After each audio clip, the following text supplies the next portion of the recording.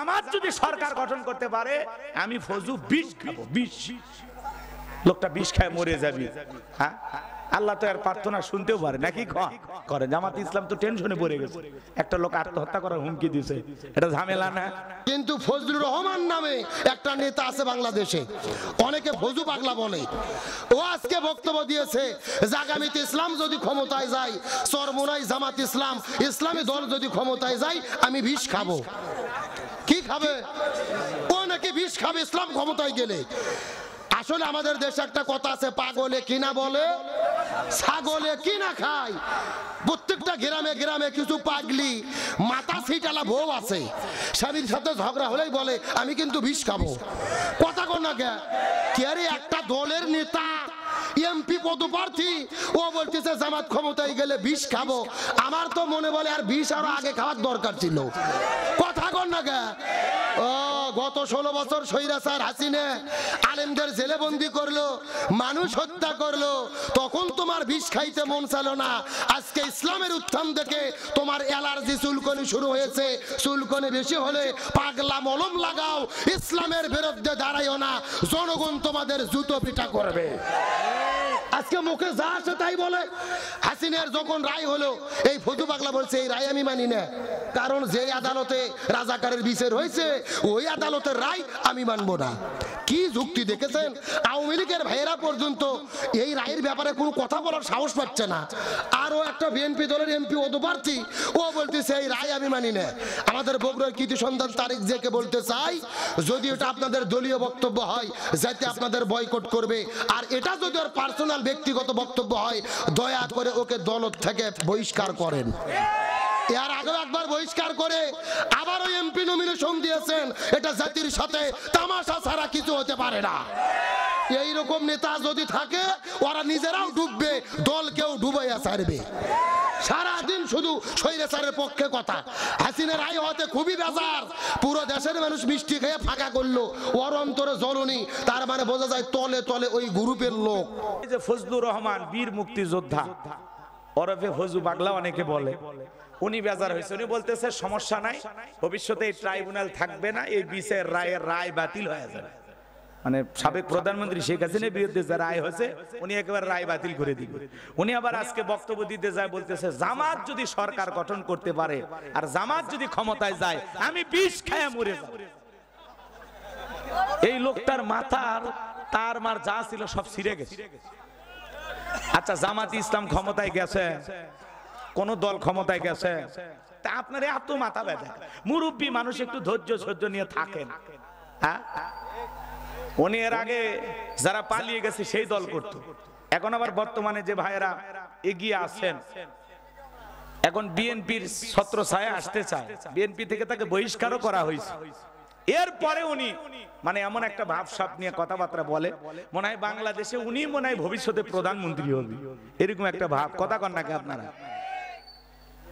বলতেছে জামাত যদি সরকার গঠন করতে পারে আমি ফজু বিষ খাবো, বিষ। লোকটা বিষ খায় মরে যাবি, হ্যাঁ? আল্লাহ তো আর প্রার্থনা শুনতেও পারে নাকি? আচ্ছা, এগুলো আউল ফাউল আজে বাজে অহেতুক কথা সমাজে প্রচার করার কোনো দরকার আছে? আবার মিডিয়া দেখবেন এটাই ফলো করে প্রচার করে। হ্যাঁ, বেশ কয়েকটা চ্যানেলে দেখলাম এই নিউজগুলোই প্রচার হচ্ছে যে জামাত সরকার গঠন করলে ফজলুর রহমান ফজু কিশোরগঞ্জের বিষ খাবে। চিন্তা করেন, জামাত ইসলাম তো টেনশনে পড়ে গেছে, একটা লোক আত্মহত্যা করার হুমকি দিছে, এটা ঝামেলা না? সরকার গঠন করার চাইতে দেখি এই পাগলারে আগে বাঁচান লাগবে নাকি? কন আল্লাহ সমস্ত মানুষদেরকে হেদায়েত দান করেন। ইসলামের গণজোয়ার শুরু হয়েছে, আগামীতে ইসলাম আল্লাহদের বিজয় হবে। অনেকে এটা মানতে পারতেছে না, কথা বলেন ঠিক কিনা? মনে রাখবেন বাজান, এই পৃথিবীর জমিনে কখন কি ঘটবে আল্লাহ ছাড়া কেউ জানে না। যা ফয়সালা আসমান থেকে হবে, কথা বলেন ঠিক কিনা? কষ্ট হচ্ছে আপনাদের? যারা বড় বড় কথা বলতো 16 বছর টিকে থাকলো তারাই পারলো না, মিথ্যা মামলা হামলা দিয়া। এই যে আমাদের ভাই যে বাড়িতে খানা খাইলাম, হ্যাঁ, ওনার নামে 16টা মামলা। বিএনপি করে না ওই ভাই, স্বেচ্ছাসেবক দলের ভাইটা, 16টা মামলা। কয় ভাই জীবনে কোনো অপরাধী করিনি। তো যারা মিথ্যা মামলা হামলা দিয়েছে আজকে তাদের নামে হাজার হাজার মামলা হয়েছে। খেলাকার খেলাকা, খালি সময়ের পরিবর্তন, কথা বলে ঠিক কি না? আবার উনি মাঝে মাঝে কল রেকর্ড ফাঁস হয় বলে আমি দেশের কাছে আছি, চট করে ঢুকবো। দিনাজপুর দিয়ে আসি নাকি, দেশের খুব কাছে আছে, চট করে ঢুকবে। আমরা বলতেছি আপনি আসেন, এই দেশ আপনার বাবার, এই দেশ আপনার স্বামীর। কথা বলে ঠিক না? বুবু আইবা তুমি আইবা গো, সেদিন আইসা বুবু ক্ষমতা পাইবা না। ও বুবু আইবা তুমি আইবা গো, সেদিন আইসা বুবু ক্ষমতা পাইবা না। খোঁজ নাই বহবো কাদের কাকার, অবস্থা খারাপ দরবেশ বাবার, হাও নাঙ্কেল এখন সামনে আসে না। নেতা কর্মী সব জেলের ভিতর, আমি আসি ডরের ওপর, কখন জানি আসে গ্রেপ্তারি পরোয়ানা। বুবু আইবা তুমি আইবা গো, সেদিন আইসা বুবু চিয়ার পাইবা না।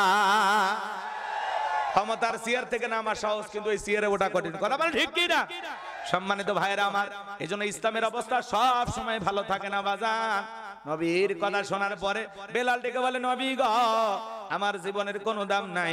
আমার মনিব ওমাইকে বলেছিলাম উটদুম্বা ছাগল পেশাব পায়খানা করে দেয়, এই ঘরে থাকতে আমার বড় কষ্ট হয়।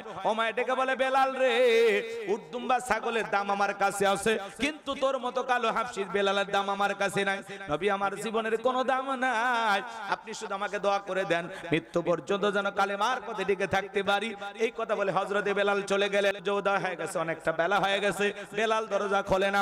অন্য চাকর যারা আছে নালিশ না চলে গেছে ওমায়ের কাছে, যা বলে নেতা এখন পর্যন্ত বেলাল দরজা খোলে নাই, তাই নাকি? বলে হ্যাঁ, চলো যাই দরজায় ডাক দেয়, বেলাল দরজা খোল। হযরতে বেলাল দরজা খোলে না, জোরে করে ধাক্কা মারছে। যখন দরজা খুলে গেছে তখন এইবার ওমায়ে তাকায় দেখে সেই রাত্রিতে হযরতে বেলাল কালেমা পড়ে মুসলমান হয়েছে।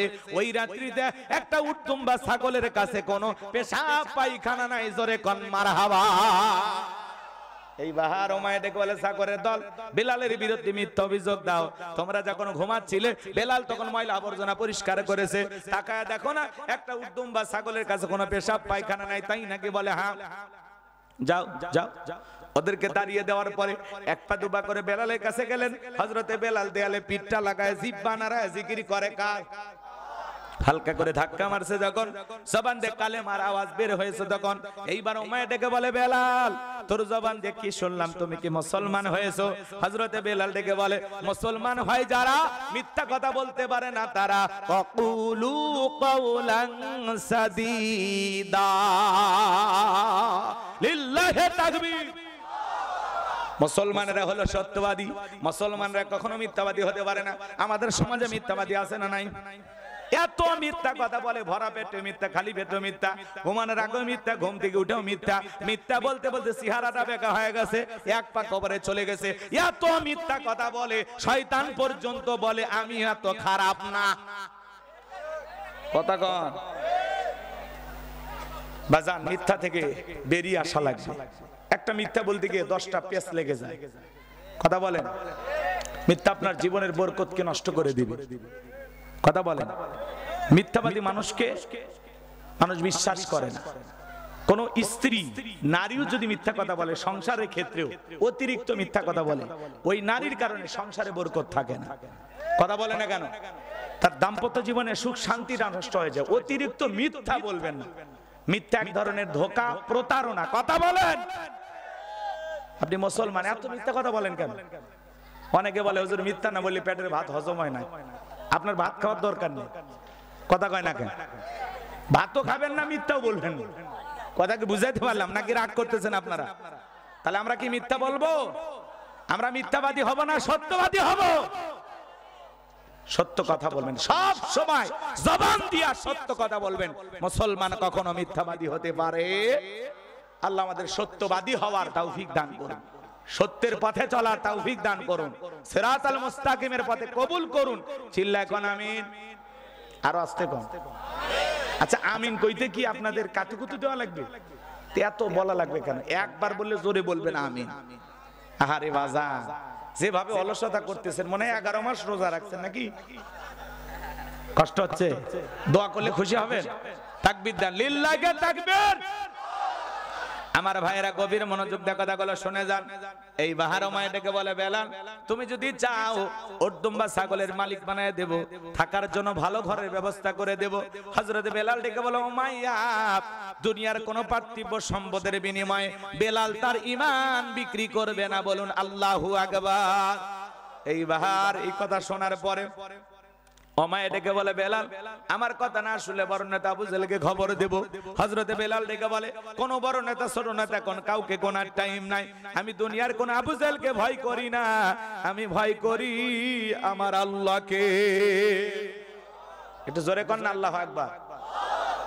এই বাহার উমাইয়া চলে গেল আবু জেহেলের বাড়িতে যায়, বলে নেতার সংবাদ খারাপ, আমার বাড়ি কি দাদাস বেলাল কালেমা পড়ে মুসলমান হয়েছে তাই নাকি? বলে হ্যাঁ, ঠিক আছে যাও আমি আসতেছি।